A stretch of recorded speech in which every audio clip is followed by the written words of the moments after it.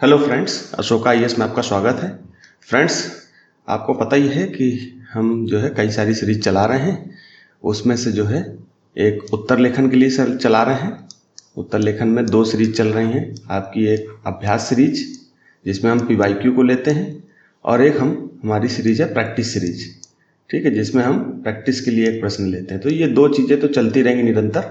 और हमने एक प्लान किया, क्योंकि हिंदी माध्यम में जो है प्रीलिम्स ही बहुत बड़ी बाधा है, तो हम प्रीलिम्स को भी सैटरडे और संडे, जैसे आज सैटरडे है, आज और संडे 2 दिन हम प्रीलिम्स पर फोकस रहेंगे। क्योंकि भाई अगर प्रीलिम्स ही नहीं निकलेगा तो ये जो हम उत्तर लेखन करा रहे हैं इसका कोई मतलब ही नहीं रहेगा, ठीक है। तो अगर आप लोग कोई सुझाव हमें दीजिएगा, अगर लगता है तो हम इसको कंटिन्यू करते, नहीं तो फिर अपना जैसा चल रहा था चलता रहेगा, ठीक।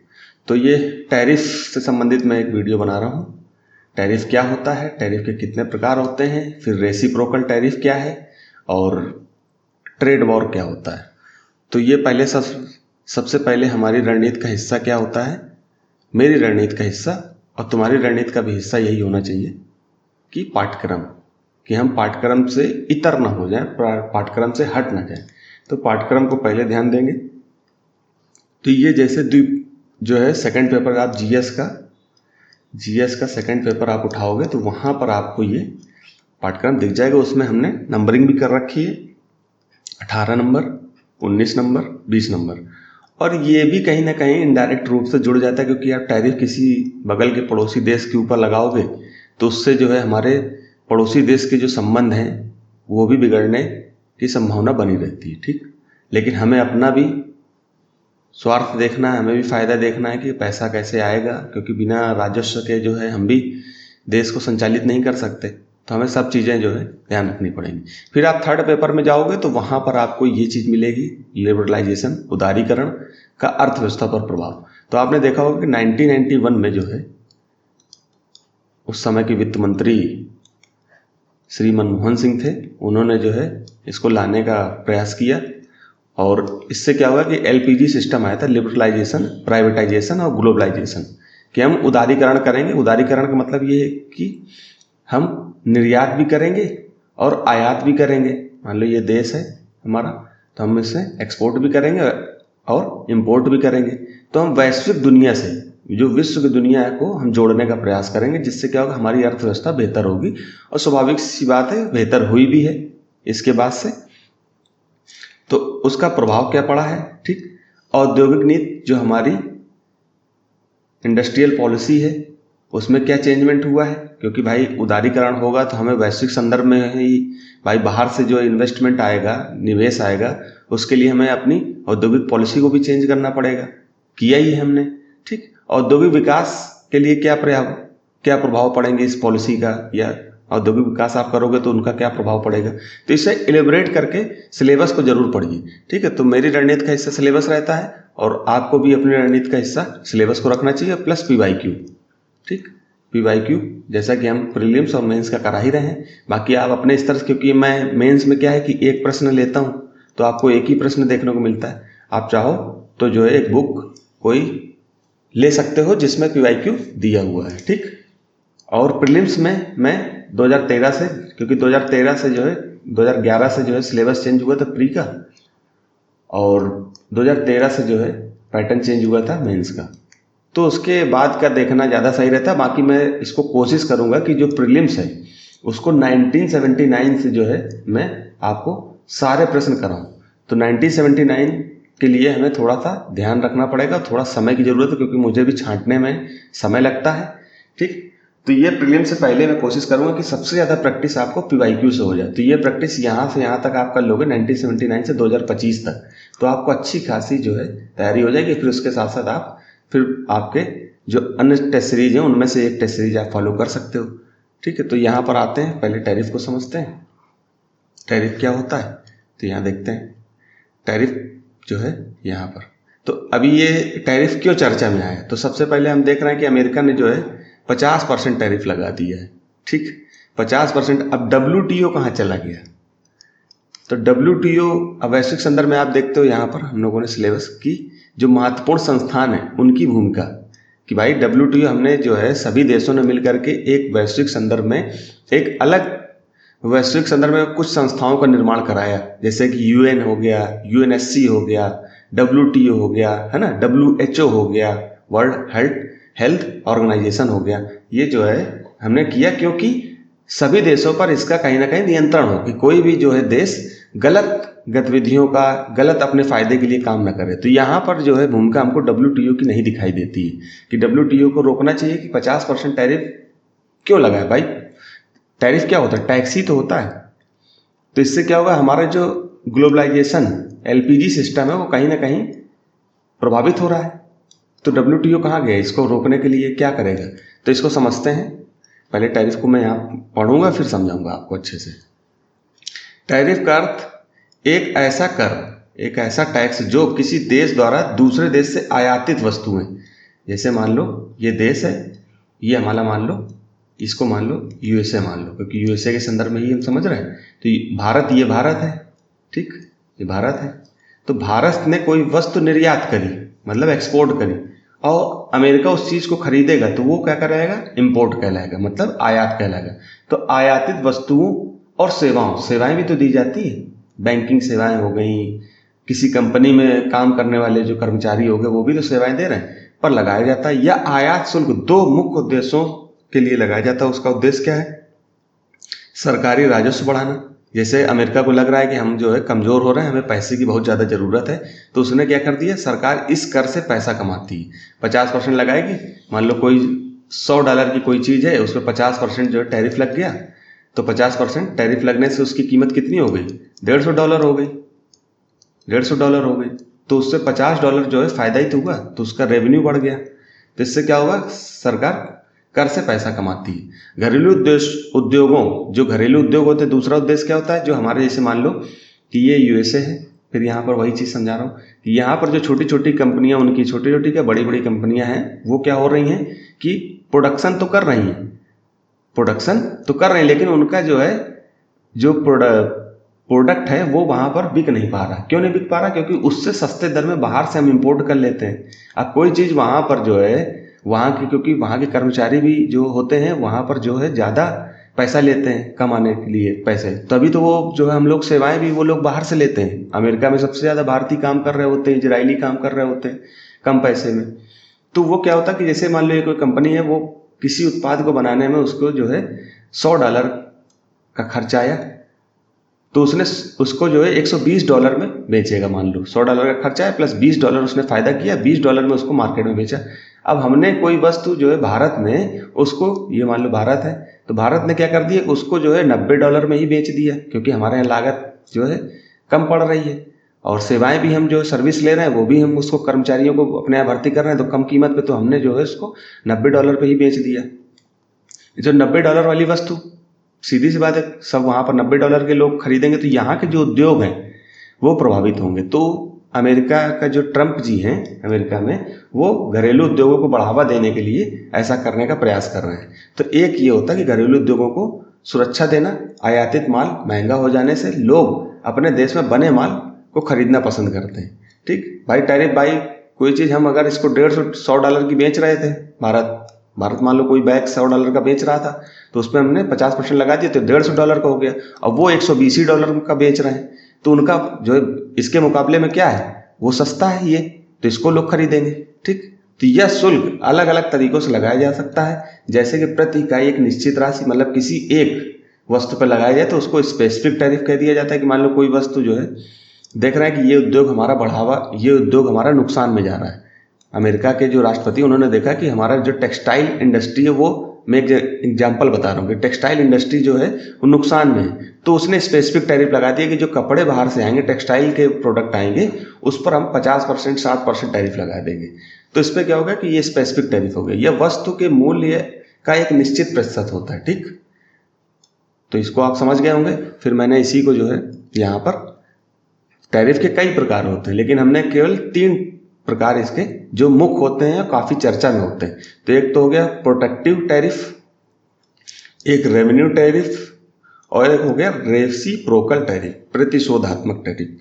तो प्रोटेक्टिव टैरिफ क्या होगा कि जैसे कि आपको उद्योगों को संरक्षण देना है, तो बात वही है जो मैंने यहाँ पर समझाया, जो यहाँ पर जो मैंने समझाने का प्रयास किया, देखिए यहाँ राजस्व बढ़ाने के लिए, घरेलू उद्योगों को सुरक्षा या संरक्षण देने के लिए, बस यहाँ पर मैंने इसको अलग करके बता दिया। तो प्रोटेक्टिव जो टैरिफ हो गया वो आपका सुरक्षात्मक रूप से हो गया कि हम घरेलू उद्योगों को बढ़ावा देने के लिए आपके टैरिफ पर क्या कर देंगे, टैक्स लगा देंगे, सॉरी आपके जो है प्रोडक्ट पर हम टैक्स लगा देंगे, ज़्यादा से ज़्यादा टैक्स लगा देंगे, जिससे हमारी घरेलू वस्तुएं का मूल्य आपके मूल्य के अपेक्षा कम हो जाएगा, जिससे लोग उसके खरीदेंगे, तो हमारा जो है घरेलू उद्योग संरक्षित रहेगा सुरक्षात्मक रूप से। ठीक है, रेवेन्यू को बढ़ाने के लिए लगाया जाता है तो रेवेन्यू टैरिफ हो गया। रेसिप्रोकल टैरिफ, ये आप मैं आगे और बताऊंगा अच्छे से, इसको यहाँ समझ लेते हैं कि जैसे मान लो ये अमेरिका है, ठीक है, ये आपका भारत है। ठीक, अभी हम लोग वैश्विक संदर्भ में भारत अमेरिका को भी समझेंगे, बाकी इसमें चीन भी शामिल होते हैं, चीन भी इसी तरह की गतिविधियां करता रहता है।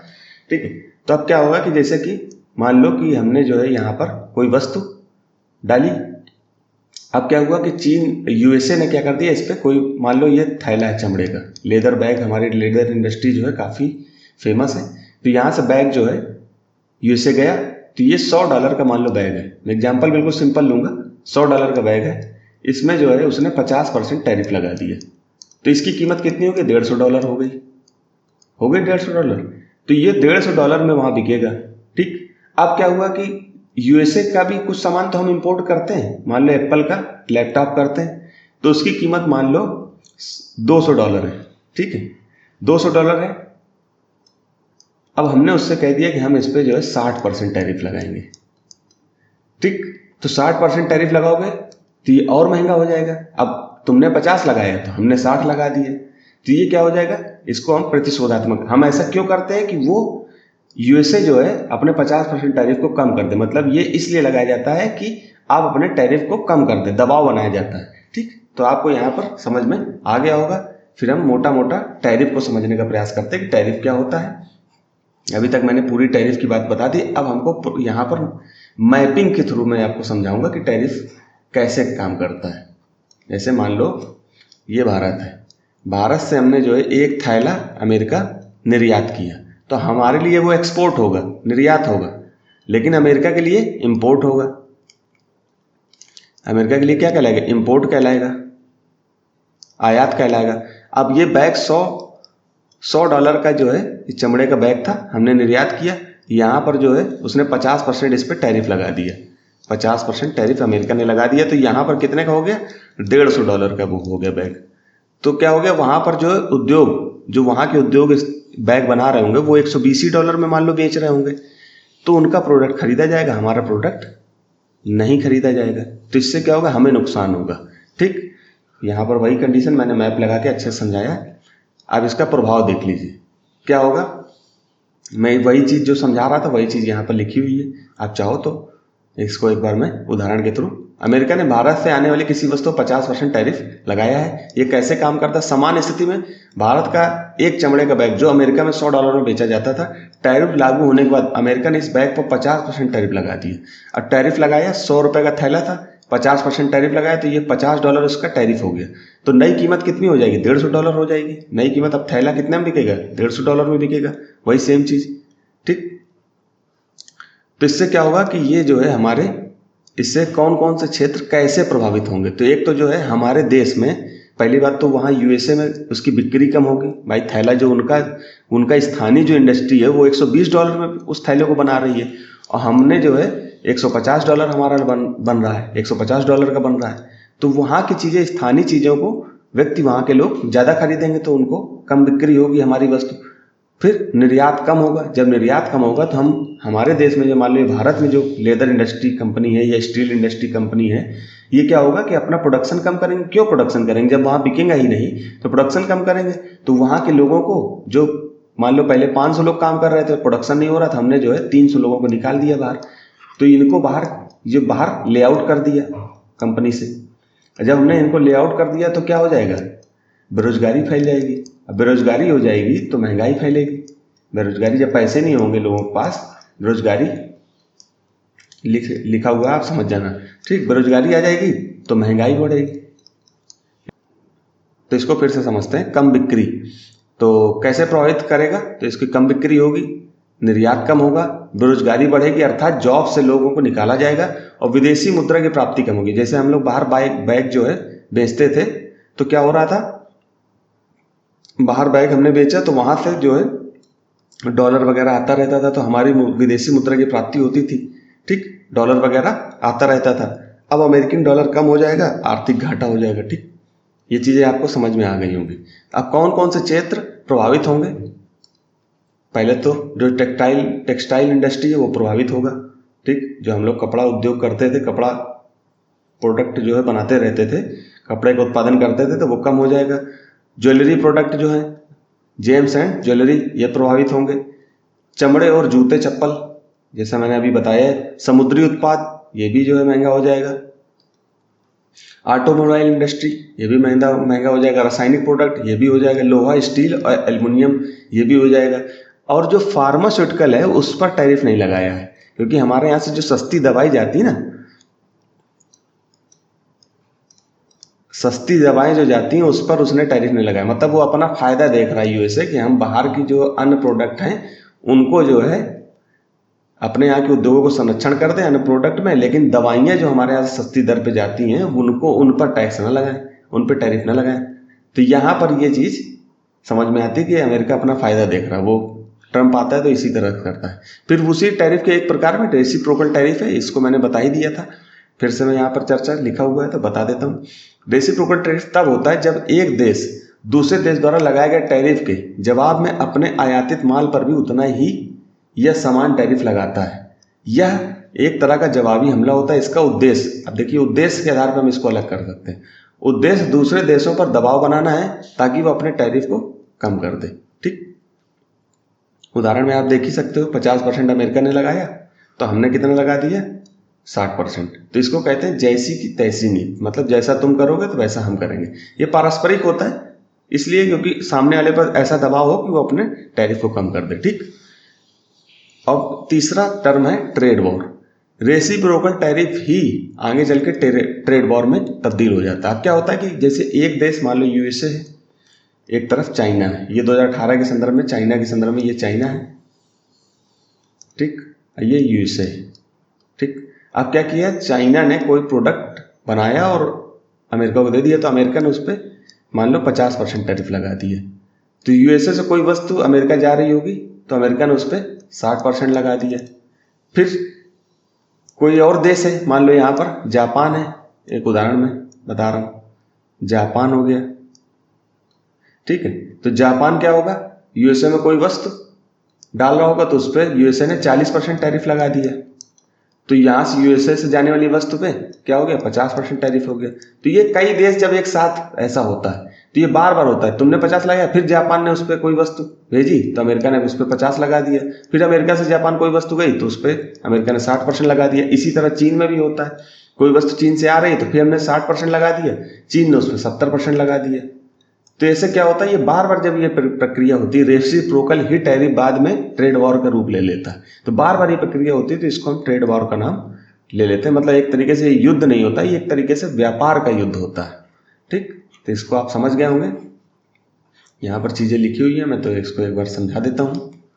यह 2018 में शुरू हुआ था। इसके पीछे मुख्य कारण क्या, अमेरिका द्वारा चीन पर अनुचित, उचित नहीं, एक उचित होता है एक अनुचित होता है, अनुचित व्यापार प्रथाओं का आरोप लगाया, जैसे कि बौद्धिक संपदा की चोरी चीन कर रहा है।